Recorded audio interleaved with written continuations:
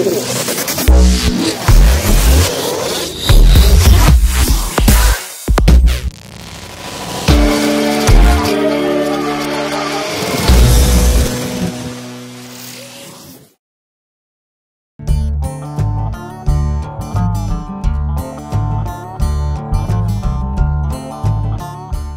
suis Louise Fromont, j'ai 34 ans, je suis maman de 2 enfants et donc une bonne partie de ma vie est consacrée évidemment à la recherche et à l'enseignement, puis une autre partie à un autre type d'enseignement, à mes enfants.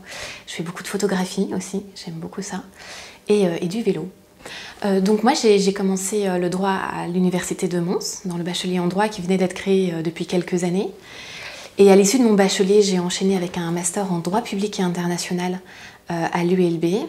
Mon idée première a toujours été de faire du droit européen, et donc j'avais choisi cette filière-là parce que ça me permettait de faire du droit européen, mais plutôt sous l'angle constitutionnel, qui m'intéressait vraiment, donc le côté droit public. Et donc, comme c'était l'objectif de faire du droit européen, lorsque j'ai terminé mon master, j'ai décidé de me spécialiser dans ce domaine-là, et c'est à l'issue de ce deuxième master de spécialisation que j'ai débuté ma thèse de doctorat. Pendant cette spécialisation, j'avais déposé un projet de recherche au FNRS que j'ai obtenu, et donc j'ai vraiment enchaîné master complémentaire en droit européen, et puis directement j'ai débuté ma thèse de doctorat en tant qu'aspirante FNRS.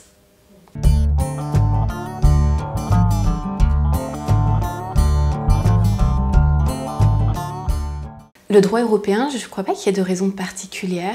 J'ai eu mon premier cours en 3e année de bachelier et tout de suite je me dis ce sera le droit européen. Je ne sais pas comment, je ne sais pas ce que je vais faire exactement, mais ce que je sais c'est que ce sera du droit européen.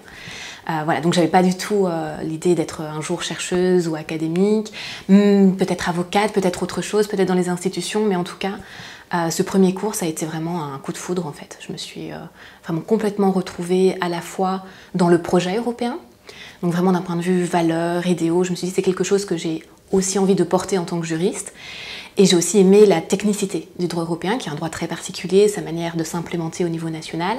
Et j'ai aussi aimé ce côté un peu plus technique du droit européen, et donc tout se rencontrait pour former ma passion.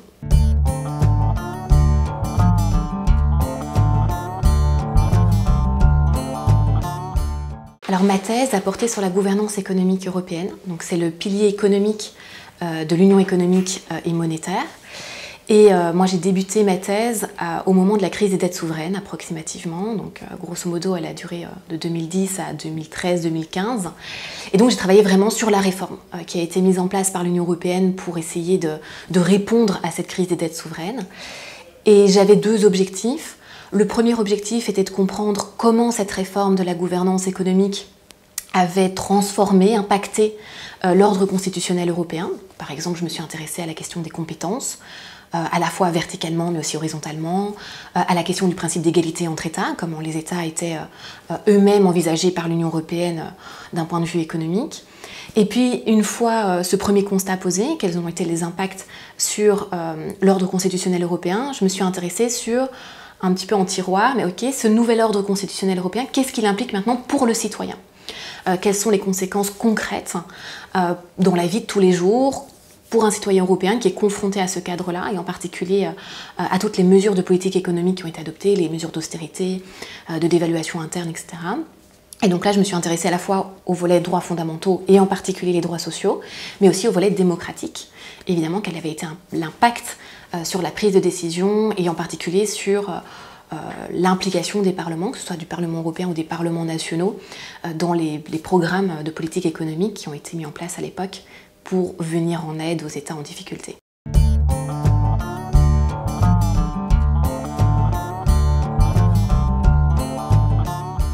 Je pense qu'il y a effectivement pas mal de financements qui sont assez méconnus et sous-utilisés. Je pense en particulier au seed money, dont j'ai appris l'existence en fait excessivement tard.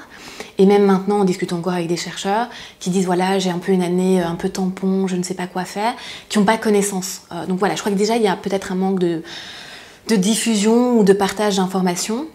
Ensuite, c'est vrai qu'en droit, c'est pas nécessairement facile d'obtenir une bourse, en particulier le mandat d'aspirant FNRS, parce que alors, il y a différents critères qui vont entrer en ligne de compte pour l'octroi, mais un des critères, c'est l'excellence académique. Et donc ça bloque des profils qui sont excellents, mais qui n'ont peut-être pas nécessairement performé en termes de résultats académiques. Et donc ça, c'est dommage, parce que bon, c'est évidemment une manière d'évaluer les candidatures, mais alors ceux qui n'ont pas nécessairement un parcours qui est fait de grandes distinctions ou de plus grandes distinctions doivent se tourner vers d'autres sources de financement, notamment le FRESH, mais qui n'est pas non plus facile à obtenir. Et puis je pense que les mandats d'assistants à cet égard sont assez intéressants justement pour faire ressortir peut-être d'autres parcours et qui sont aussi très riches et qui sont peut-être pas aussi bien valorisés dans le cadre du FNRS, parce que là il faut remplir des petites cases et si on n'est pas dans les bonnes cases, malheureusement on n'est pas nécessairement pris.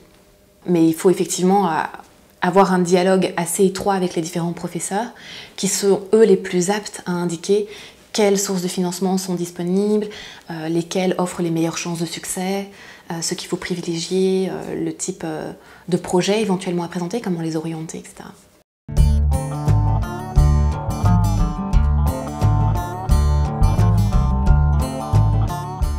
Le FNRS, je pense, apporte énormément de confort aux chercheurs, à tout point de vue.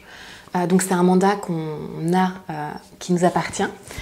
Donc c'est vrai que ça peut arriver par exemple qu'on entre en conflit avec un promoteur ou une promotrice. Le FNRS nous permet éventuellement de changer en cours de route. On n'est pas dépendant financièrement de notre promoteur ou de notre promotrice. On a un crédit de fonctionnement aussi, auquel d'autres statuts n'ouvrent pas accès. Donc on a vraiment de quoi aussi, d'un point de vue matériel, se procurer des ouvrages, se procurer le matériel informatique qu'il faut, etc. Donc vraiment aussi effectuer des voyages. On a plus facilement accès aussi à des crédits pour pouvoir effectuer des séjours de recherche à l'étranger. Donc on a vraiment un confort, je pense, en termes mental, en termes fonctionnels. On est protégé pendant 4 ans, ce qui est vraiment une très bonne période pour faire sa thèse. C'est suffisant et c'est pas trop. Donc vraiment le FNRS, j'ai beaucoup apprécié être sous ce statut-là. Et en même temps, on est assez flexible. Donc on est principalement chercheur, mais rien ne nous empêche aussi de mener des activités d'enseignement et de prendre certaines charges administratives. Mais tout ça se fait sur une base volontaire. Donc là aussi, c'est assez... on est évidemment dans une situation assez confortable puisqu'on peut choisir de s'impliquer. Et on est protégé puisqu'on a aussi un certain nombre d'heures à ne pas dépasser pour continuer à s'impliquer principalement dans la thèse et ne pas évidemment à se perdre dans d'autres projets, même si ça peut être évidemment passionnant.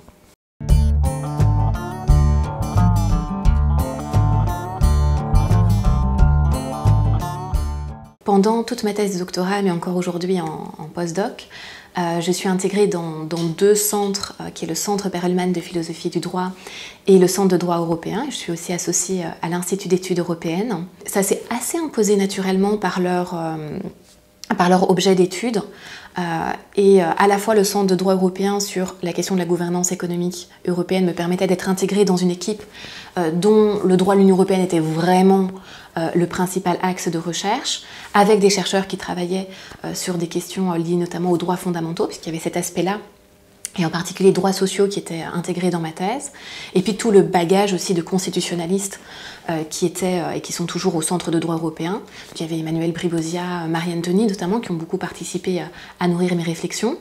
Et puis le Centre Perelman me permettait d'aborder ma thèse de doctorat sous un angle un peu moins classique, puisque moi j'ai vraiment appliqué la méthode pragmatique du droit, donc en partant de cas d'études, pour essayer de comprendre quels étaient les effets produits par la règle juridique, ici en l'occurrence la gouvernance économique, dans des situations concrètes.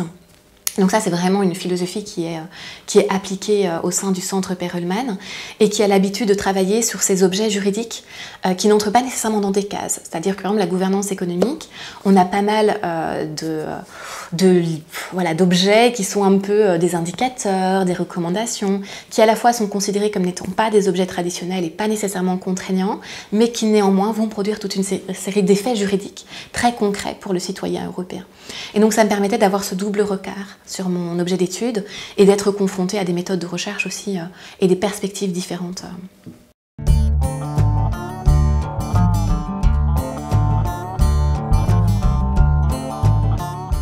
En fait, actuellement, donc je suis chercheuse postdoctorale. Alors, normalement, je suis rattachée au FNRS en tant que chargée de recherche, mais pour 2 ans, j'ai été engagée sur un projet européen qui est le projet Red Spinal, qui porte sur l'émergence d'un dissensus en Europe autour de la démocratie libérale. Et donc là, c'est un projet pour lequel je travaille, mais non pas à l'ULB, mais à HEC Paris. Mais c'est l'ULB qui est considéré comme le leader sur ce projet. Donc je travaille toujours en étroite collaboration avec l'ULB et en particulier avec l'Institut d'études européennes. Et c'est un projet qui effectivement implique plusieurs chercheurs de la faculté et qui permet d'agréger un petit peu différentes thématiques sur lesquelles on travaille tous, mais en utilisant la ligne rouge qui est la démocratie libérale. Donc par exemple, moi je travaille plutôt sur l'aspect économique et monétaire, mais là aussi on va retrouver des aspects qui sont liés à la promotion des valeurs européennes et des droits fondamentaux. Et puis on a d'autres chercheurs qui vont peut-être plutôt aborder le volet marché intérieur, d'autres plutôt sous un angle de sciences politiques ou d'économie, voire même d'histoire, qui vont venir nourrir ce débat autour du dissensus et de la démocratie libérale par leur propre perspective.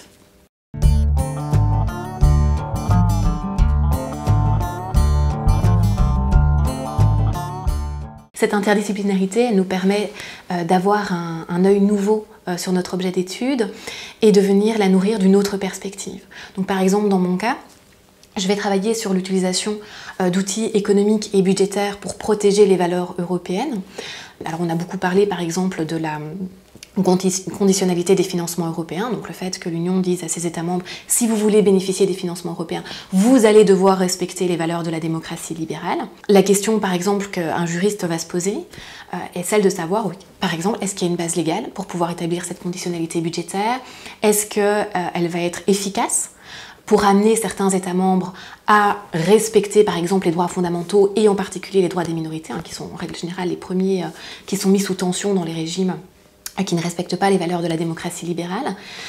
Et cette interdisciplinarité m'amène plutôt à poser la question autrement, à la fois d'un point de vue juridique, mais où je vais avoir une perspective qui implique aussi les études de genre, l'économie, la science politique, qui est de dire, ok, mais à l'inverse, est-ce que ces outils économiques et budgétaires vont eux-mêmes façonner la conception de l'Union européenne de la démocratie libérale?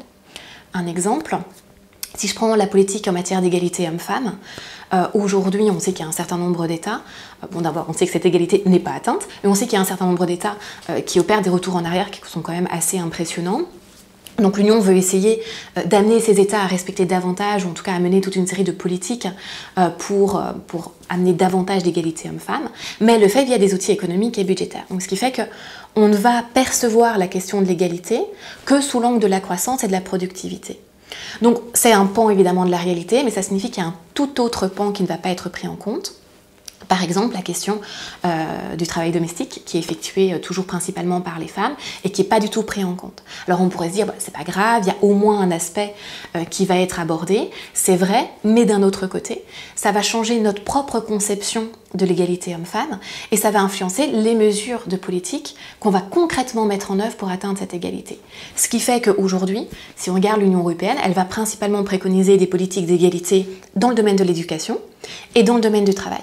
L'idée, c'est de mettre les femmes au travail. Donc on dit aux États, vous devez mettre en place des structures d'accueil pour la petite enfance, des structures d'accueil pour les personnes qui ont besoin de soins, comme les personnes âgées, parce que ça va décharger les femmes et ça va leur permettre de travailler davantage. Ce qu'on demande aux femmes, c'est de travailler autant que les hommes. On ne prend pas en compte qu'on pourrait aussi demander aux hommes de travailler moins et de prendre davantage en charge les tâches qui sont aujourd'hui assurée par les femmes. Donc voilà, donc ça change évidemment la perspective. Si on perçoit l'égalité comme étant une question essentiellement économique, tout le caractère structurel des inégalités ne va pas pouvoir être pris en compte et ne va pas pouvoir, on ne va pas piloter les politiques publiques en prenant en compte cette dimension structurelle. Donc aujourd'hui, c'est ce qui se passe notamment à l'Union européenne et ce regard-là, si on était strictement juridique, ne pourrait pas être apporté. C'est vraiment ce regard multiple avec différentes disciplines qui va permettre de comprendre quels sont les effets concrets produits par ces politiques aujourd'hui en Europe.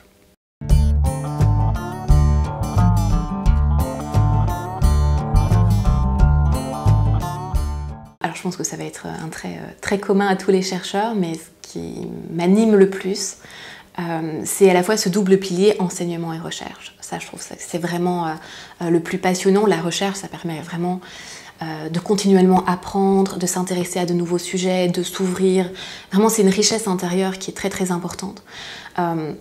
Donc c'est vraiment voilà, cet esprit critique aussi qui est très très propre à la faculté et même plus généralement je pense à l'ULB. C'est passionnant, vraiment passionnant, pouvoir concevoir son propre objet d'étude. L'autre côté c'est aussi l'enseignement, de pouvoir ensuite partager ses connaissances et d'essayer d'apporter d'autres perspectives aux étudiants. C'est en règle générale ce qui est aussi le plus épanouissant.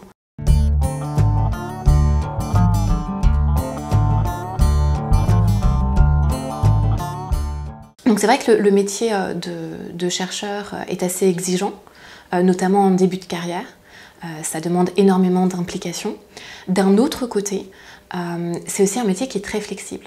C'est-à-dire qu'on peut, alors moi ça m'arrive beaucoup, pendant tout un temps j'avais différents mandats à l'extérieur de l'ULB, ça me permettait de remplir ces mandats et puis de décaler mes horaires de travail. Donc vraiment il y a cette flexibilité qui est très très importante, que beaucoup d'autres métiers n'ont pas, et qui nous permet de concilier différents impératifs, que ce soit alors pour certains d'entre nous le militantisme, la vie familiale ou d'autres types d'implications qui font partie de notre métier évidemment de chercheur, mais qu'on doit pouvoir concilier. Donc cette flexibilité qui est propre au monde académique, elle est extrêmement importante et elle nous permet justement d'essayer de trouver un équilibre.